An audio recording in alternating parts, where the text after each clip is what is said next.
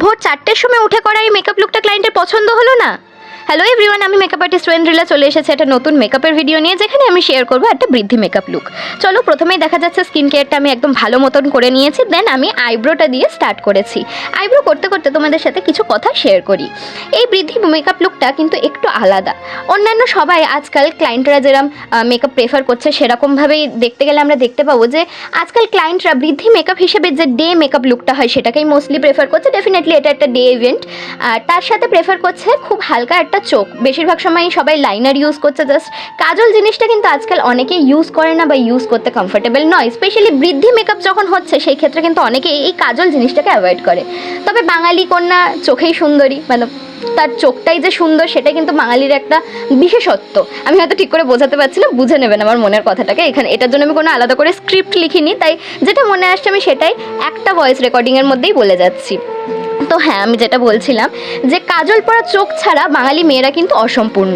এবার অনেকেই তার বিয়ের মেকআপে কাজলটাকে পছন্দ করে না, কারণ অনেকেই মনে করে যে কাজল পরলে তাকে হয়তো অনেক সময় ভালো লাগে না। ঠিক আছে, ডেফিনেটলি তাদের চয়েসকে রেসপেক্ট দিলাম। আর এখানে আমার দিদির ক্ষেত্রে, মানে এখানে আমার যে ক্লায়েন্ট আমার দিদির ক্ষেত্রেও আমি সেই জিনিসটাকে প্রেফার করেছি। হ্যাঁ, একেবারে কাজল ছাড়া আমি ব্রাইডাল মেকআপটাকে করিনি। আর থ্যাংক ইউ সো মাচ, আমার যে দিদির ব্রাইডাল মেকআপের ভিডিওটা আমি পোস্ট করেছিলাম সেটা এত ভালোবাসা দেওয়ার জন্য। সেটায় প্রায় 4000-এর উপর ভিউ এসেছে। I am so grateful. তো হ্যাঁ, এবার আসি মেন কথায়। কীভাবে এই লুকটা আলাদা? এই লুকটাতে আমি কিন্তু ওই কাজলের টানা যে চোখটা থাকে সেই চোখটাকে প্রেফার করেছি, বা বৃদ্ধি মেকআপে নর্মালি সেই জিনিসটা লোকজন করে না, যেটা আমি প্রথমেই বললাম। তো আমি এটা কিন্তু পুরোপুরি এক্সপেরিমেন্টাল একটা ট্রাই করেছি, যেটা কিন্তু ফাইনাল আউটকামটা সত্যি খুব ভালো হয়েছে। তো এখানে আমি দেখা যাচ্ছে যে আমি এখানে কালার কারেকশন করে নিচ্ছি, দেন বেসটাকে অ্যাপ্লাই করছি। ডে মেকআপ হোক বা নাইট মেকআপ, যে কোনো মেকআপে কালার কারেকশনটা কিন্তু খুবই ইম্পর্ট্যান্ট। হ্যাঁ, এখানে যে চোখটা দেখতে পাচ্ছ সেটাকে আজকাল ফক্সি আই মেকআপ বলে, অনেকে ক্লাসিক বলে। না, এটা প্রপার যে ক্লাসিক আই মেকআপ সেটা না, এটা হলো ফক্সি আই মেকআপ। তো ওই মেকআপটা কীভাবে হয় আমি একবার বলে দিচ্ছি, তোমরা তো দেখেই নিয়েছো। প্রথমেই আমি যে বেস ক্রিয়েট করতে হয় আই বেস, সেটাকে ক্রিয়েট করে নিয়েছিলাম। দেন তার উপরে ব্রাউন শ্যাডো, নিউড যে ব্রাউনগুলো থাকে সেগুলোকে ইউজ করে একটা শ্যাডো ক্রিয়েট করেছি। দেন পুরো আপার ওয়াটার লাইনে আমি ওখানে কিন্তু কাজল ইউজ করেছি। প্রথমে আইলাইনার নয়, কাজল ইউজ করে সেটাকে ভালোভাবে ব্রাউন দিয়ে স্মাচ করে দেন কাজল দিয়ে সেটাকে একটু টেনে দিয়েছি। অ্যান্ড বেস মেকআপটা আমি নর্মাল যেরকম হয় সেভাবেই রেডি করে নিয়েছি। একটা জিনিস যেটাকে আমি ফলো করেছিলাম সেটা হচ্ছে স্ট্রোব ক্রিম, কারণ স্ট্রোব ক্রিমটা দিলে যে ন্যাচারাল একটা গ্লো থাকে সেটা কিন্তু আসে। আর হ্যাঁ, এখানে মেকআপটাকে খুব ভালো করে বোঝা না যাওয়ার একটা কারণ হতে পারে যে লাইটে আমরা কাজ করছিলাম সেই লাইটটা কিন্তু খুবই ইনসাফিসিয়েন্ট ছিল। একদম মেকআপ করার জন্য যে লাইটগুলো প্রয়োজন সেটা বা কোনো রকম রিং লাইট এখানে ছিল না। তো যেটা দেখতে পাচ্ছেন সেটা কিন্তু খুব বেশি লাইট ছাড়া করা একটা মেকআপ। এখানে আমি কাজল ইউজ করছি, কাজলে আমি ল্যাকমির কাজল ইউজ করছি। কাজলটাকে ভালো করে ওয়াটার লাইনে ইউজ করে কিন্তু আমি স্মাচ করে নিচ্ছি। এখনই কিন্তু দেখা যাচ্ছে যে আইটা কতটা এনহ্যান্স হয়েছে, আইটা কিন্তু খুব সুন্দর লাগছে। আর একদম তার সাথে আমি আইলাইনার ইউজ করে নিয়েছি। আইলাইনার কিন্তু আমি ঠিক লাইনিং করবো না, তাহলে পুরো আই মেকআপটাই নষ্ট হয়ে যায়।